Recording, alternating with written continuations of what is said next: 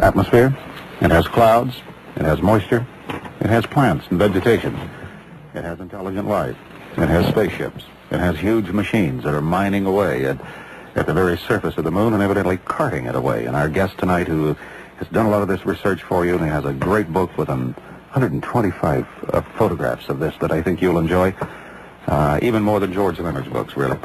They're called Alien Bases on the Moon. Fred Steckling is with us, and we're ready to go to the callers, Fred, and put you on the hot seat. Okay, I'm ready. All right. KBC, I think Mary is on the line. Mary, how are you? Yes, I'm Mary. All right, Bill, this is for you. Okay. And I'm very upset. Okay. Okay, you're in the news, right? Yes. I mean, you do give the news. If the photograph is available to him through NASA, it would also be available to you, right? That's true. Okay. Then why has that not been offered to any of the nightly news TV stations so that we could see it on the news? You know, Mary, I have talked to television news people about doing this.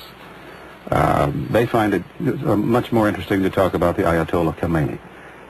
Quite often they just don't believe it. And for one of the old syndrome, if it's so, the government would have told us, and they don't want to really get into it. There have been television offerings of this kind before in the past, and there certainly will be some in the future.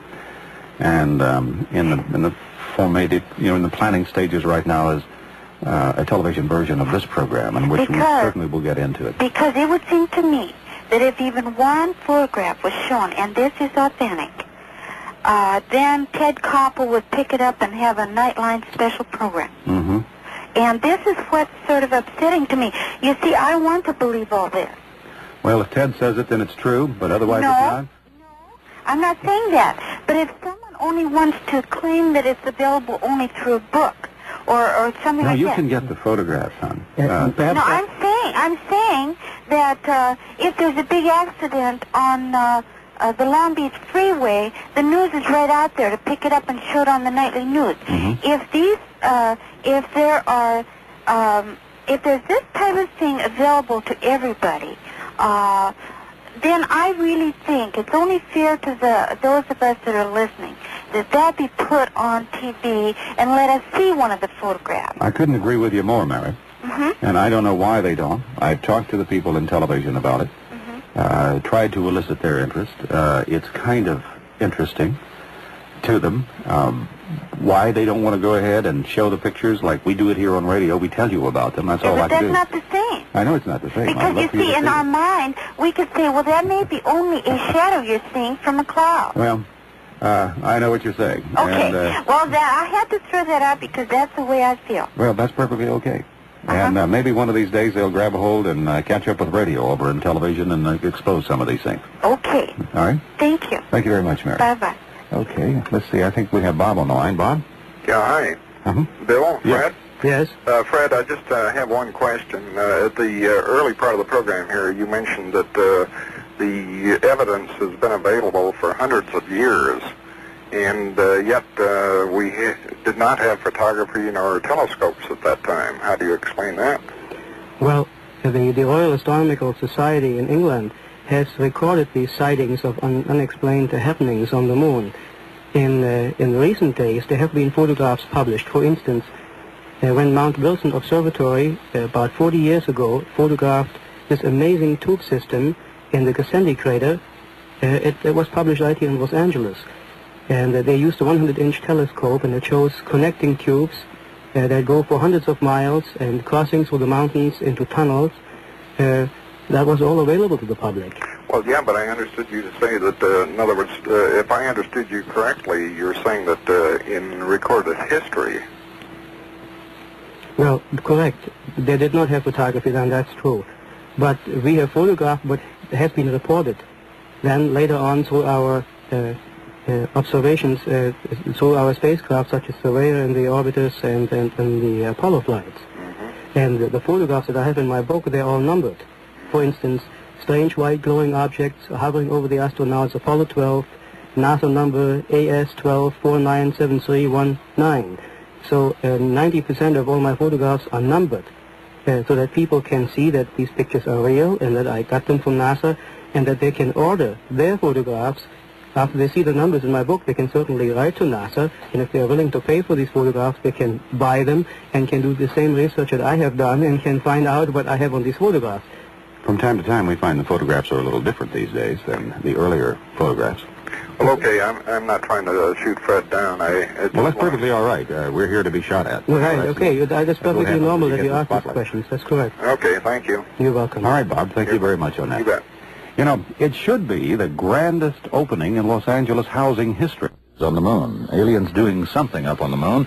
And let's go again to our callers. I think we have Dale on the line. Hi, Dale. Hi, how are you? Good to have you aboard. What's up? I have Fred's book. Do you? It's fabulous.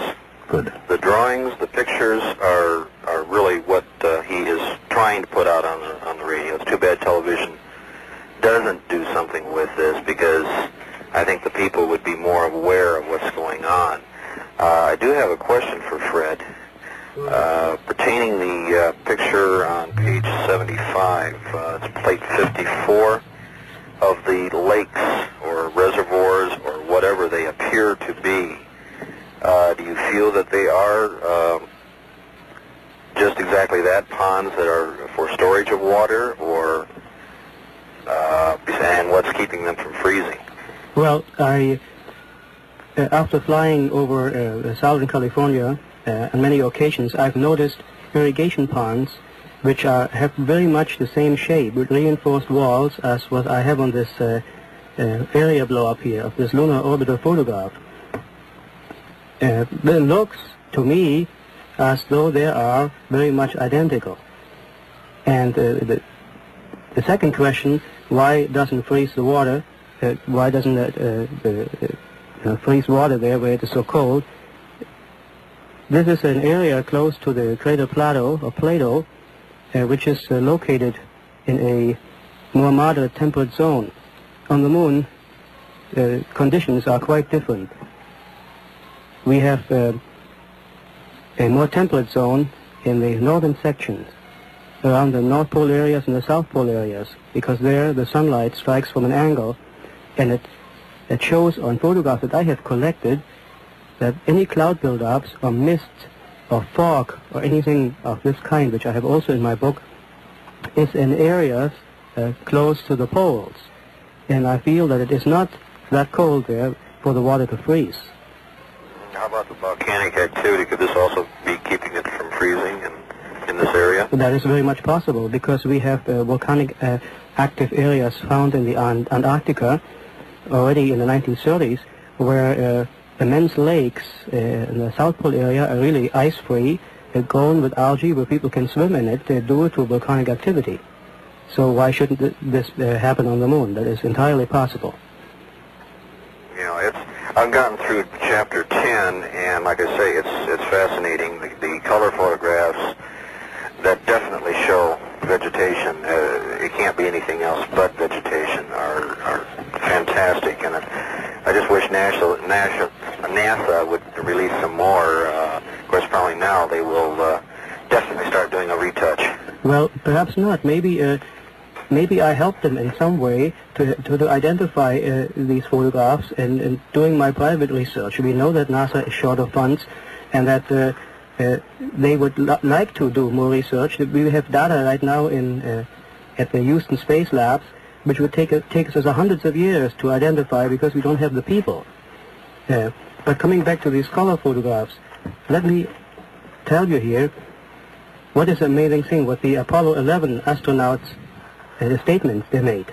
They said, we found the moon not barren or desolate, but we found the moon dynamic and beautiful. Okay, barren and desolate means death, not active. But dynamic and beautiful means there's obviously something going on. As a matter of fact, these statements were made in the book Footprints on the Moon. That was released through a New York publisher. I think it was Life Books. You're right. I have that as well. Mm-hmm. They mentioned, in fact, if I remember right, it was released sometime after the Apollo 11 astronauts landed, that they didn't say too much direct, but they did mention that they were being observed at that time when they first set down, that they saw objects just off to the distance where they